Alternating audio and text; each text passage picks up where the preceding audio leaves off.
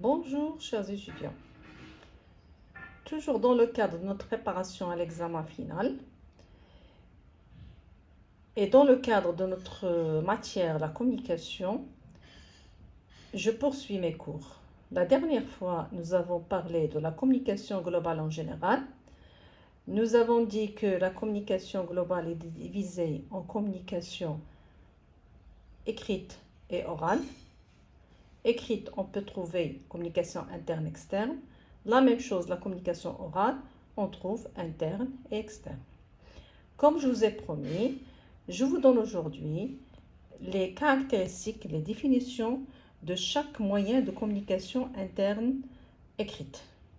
Aujourd'hui, on va parler des notes. Alors, la note, de quoi s'agit-il?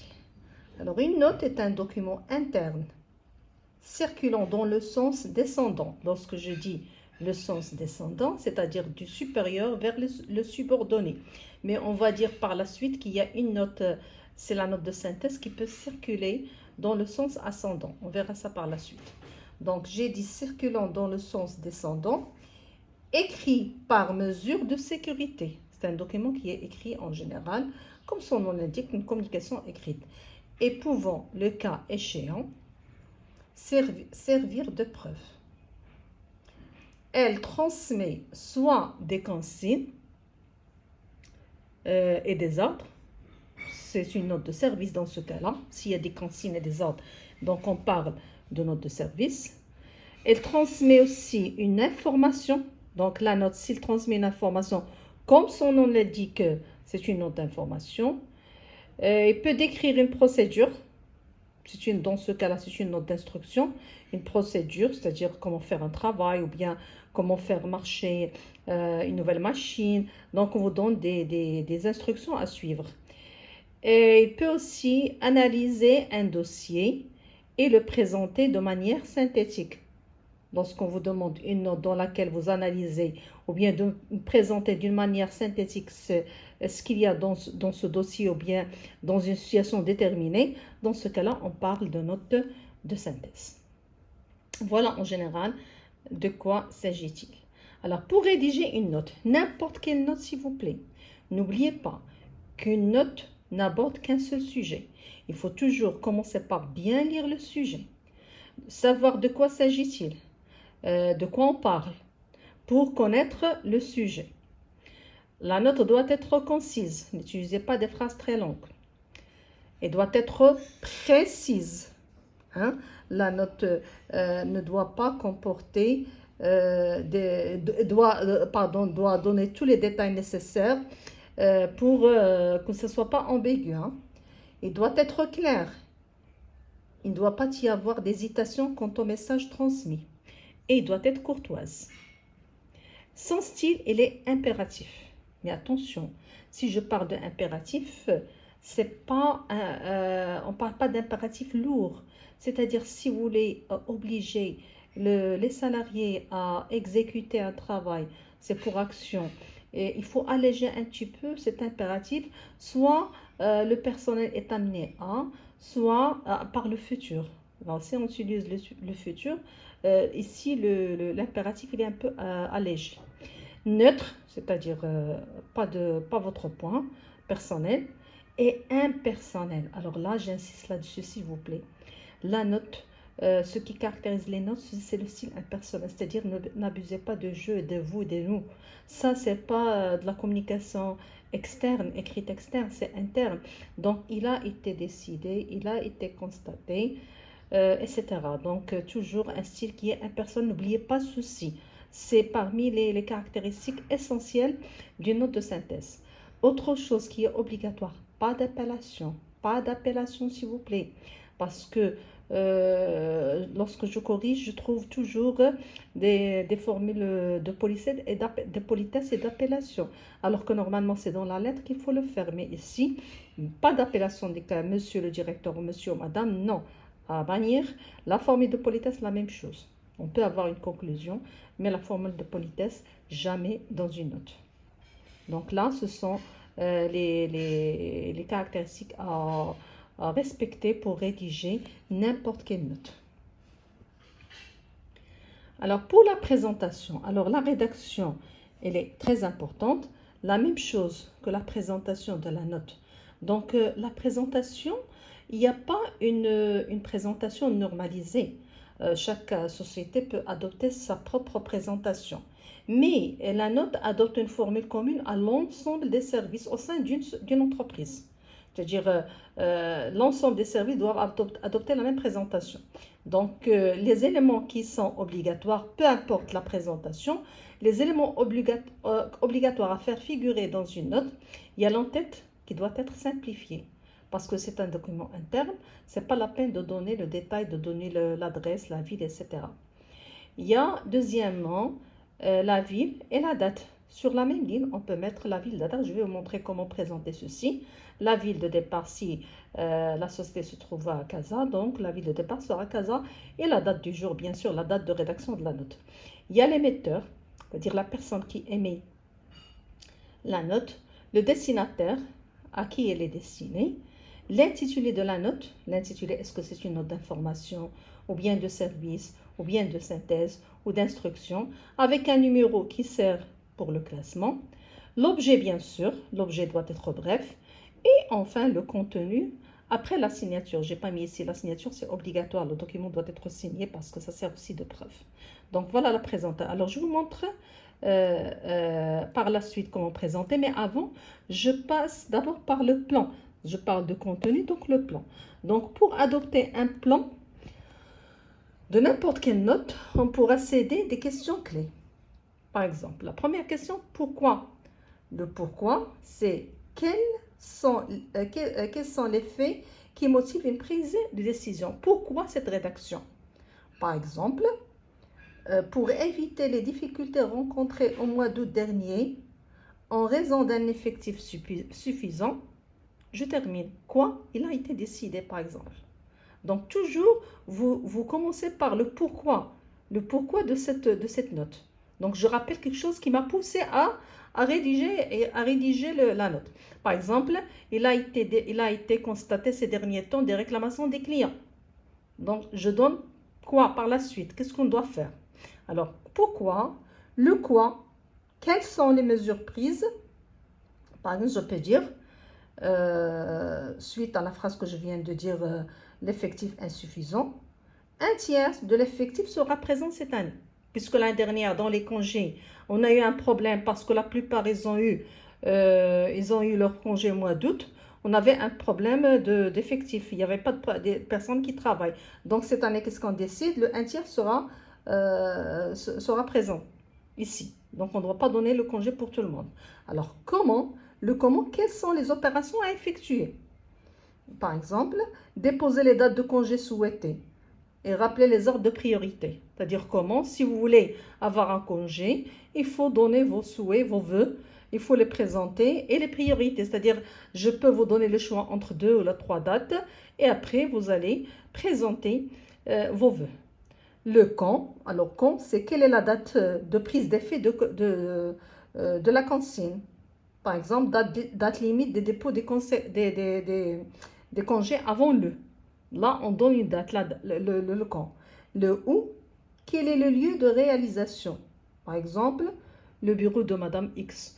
Ou bien, les vœux seront envoyés par mail à l'adresse de Monsieur X ou Madame X, etc. Donc, voilà le plan pour rédiger une note. Alors là, je vous ai présenté quelques exemples de notes, des différentes notes qu'on vient de citer. Alors là, la note, on a une note d'information. Alors, il y a la présentation. Comme vous voyez là, vous avez l'entête, société X, on donne le nom de la société et la ville. Parfois, vous rédigez sur un papier pré-imprimé, donc déjà vous avez l'entête et le logo, donc vous allez mettre tout simplement le reste. Vous avez la ville de départ, la société elle est sur Casa, donc la ville Rabat. La date de rédaction, il faut la mettre ici, un numéro pour le classement. L'émetteur, c'est-à-dire la direction qui émet la note. À l'ensemble du personnel, c'est le destinataire. Vous voyez là, Si vous voulez, comme je vous ai dit tout à l'heure, la présentation, elle est libre. Mais ces éléments, ils doivent figurer. Mais pour moi, je les ai appris comme ça. Toujours l'entête plus émetteur, date plus destinataire. Vous avez l'entête sur la même ligne que la date et la ville de départ et l'émetteur sur la même ligne que le destinataire. Ensuite, l'intitulé du document. Ici, j'ai une note d'information. Donc, je mets une note d'information. J'écris l'intitulé. Le numéro, c'est pour le classement, bien sûr. L'objet, horaire des repas. Et après, j'ai le contenu. Alors ici, j'ai pris l'exemple en raison du nouvel horaire mis en application les repas seront servis au restaurant d'entreprise à partir de midi au lieu de midi 30, à compter du. Ici, il n'y a pas d'ordre, il n'y a que l'information. Donc, en raison du, les repas seront servis. Donc, il n'y a pas de jeu ici. Donc, il n'y a pas d'appellation, il n'y a pas de formule de politesse. S'il vous plaît, j'insiste là-dessus et vous allez réussir, bien sûr, la rédaction si vous respectez les consignes. Deuxième présentation, la note de service. Alors, vous voyez là, même présentation, l'entête, l'émetteur, la ville, le destinataire, l'intitulé, le numéro, l'objet. Et ainsi, afin d'éviter le problème, c'est pourquoi de l'insuffisance de l'effectif pendant le mois de l'an dernier, il a été décidé que les congés annuels devront faire l'objet d'une planification à l'intérieur de chaque service. Voilà le quoi. Toute demande particulière devait être soumise au gestionnaire au service intéressé avant le 30 mai de chaque année. Là, on précise même la date, le quand et le où, et recevoir ensuite l'approbation de la direction des ressources humaines. Donc voilà, ici il y a l'information, il y a l'ordre et la signature. Pour signer, s'il vous plaît, n'oubliez pas que je dois mettre le nom, Monsieur X, et la fonction. Si jamais j'ai un demi-point sur la signature, un quart sur le nom, un quart sur la fonction. Il ne faut pas oublier ceci. Troisième présentation, la présentation d'une note de synthèse. La même présentation, toujours comme toutes les notes. J'ai la présentation de l'entête simplifiée, l'émetteur, la ville, la date, l'intitulé, la note de synthèse numéro 22, l'objet, retard du personnel. Ici, la note de synthèse, ici j'ai pris l'exemple d'un problème qui est retard du personnel. Donc, j'ai essayé de synthétiser pour mon directeur. Donc, ici, vous voyez le destinataire à monsieur le directeur. Donc, j'ai synthétisé qu'est-ce qu'on a pu faire. Mais ça dépend du sujet qu'on vous donne. Parfois, ça sera un résumé pour une bibliographie ou bien pour un devis ou bien pour l'achat d'impact informatique. Donc, ça dépend du sujet. L'essentiel, la note de synthèse ci-après, donc une introduction a pour objectif de soulever le problème du retard du personnel et d'informer les solutions mises en œuvre. C'est-à-dire, voilà les problèmes. Suite au nombre de retards du personnel, une enquête a été réalisée dont les résultats montrent que le personnel préférait commencer plus tard, quitte à réduire le temps de repas actuellement de 2 heures. Là, c'est un exemple. 2 solutions sont envisageables. Changement d'horaire, 9h midi, 13h, 17h. C'est apparemment ce que c'est parce que les vœux, c'est apparemment ce que demandent, ou bien les vœux, parce que là, il y a une petite faute. Les vœux des salariés, c'est apparemment les vœux des salariés. Un essai reste envisageable. Cette solution pourrait résoudre le problème des retards. Deuxième solution, mise en place de l'horaire variable. Cette solution permet aux personnes d'adapter ses horaires de travail à ses besoins. La mise en place est bien sûr plus contraignante, c'est un peu difficile, que la première solution, puisqu'elle nécessite un équipement de type pointeuse, l'autopointage. Afin de pouvoir appliquer la solution qui convient le mieux à notre société, vos décisions sont sollicitées à ce sujet. Donc ici, on n'a encore pas pris de décision, il faut attendre la décision du directeur. Donc vous avez donné ce que vous avez pu collecter comme information, ce que vous avez pu, l'analyse que vous avez faite, ce que vous avez réalisé, tout ce que vous avez fait, et vous faites la synthèse pour votre directeur, et en se basant sur ce que vous lui avez donné, lui, il va prendre une décision. Donc, vous voyez, la présentation, c'est comme toutes les notes, et le style reste toujours impersonnel, pas d'appellation, pas de formule de politesse. La signature, toujours le nom, prénom, et la personne qui rédige, la fonction de la personne qui rédige. Dernier exemple ici, c'est la présentation d'une instruction. Donc, l'entête, la ville, l'émetteur. Ici, j'ai pas mis le destinataire. Éventuellement, je peux le mettre quand je peux le mettre parce que ici, instruction relative aux demandes de mutation. Donc, ça ne sera pas pour tout le personnel, ce sera tout simplement pour une personne qui demande mutation. Donc là, l'émetteur n'est pas obligatoire dans une note d'instruction. Donc, c'est une procédure. On vous montre comment faire quelque chose. Donc, je vous donne un exemple. Instruction relative aux demandes de mutation. Je peux mettre note d'instruction à la ligne objet. C'est faisable aussi. Alors, lors d'une demande de mutation d'un membre du personnel pour un autre magasin de la chaîne, l'imprimé B59 demande de mutation devra être complété et contrôlé. Donc, on vous montre qu'est-ce que vous devez faire s'il y aura une mutation. Après observation du directeur dans la zone avis, l'imprimé est transmis au directeur du magasin demandé. Celui-ci porte ses observations au refus ou accord, date et fait dans la zone décision et l'imprimé est retourné au directeur du magasin du demandeur. Dès réception de l'imprimé, l'employé concerné est informé de la suite donnée à sa demande. Alors, vous voyez là, le style, il est simple, il est concis et il est impersonnel.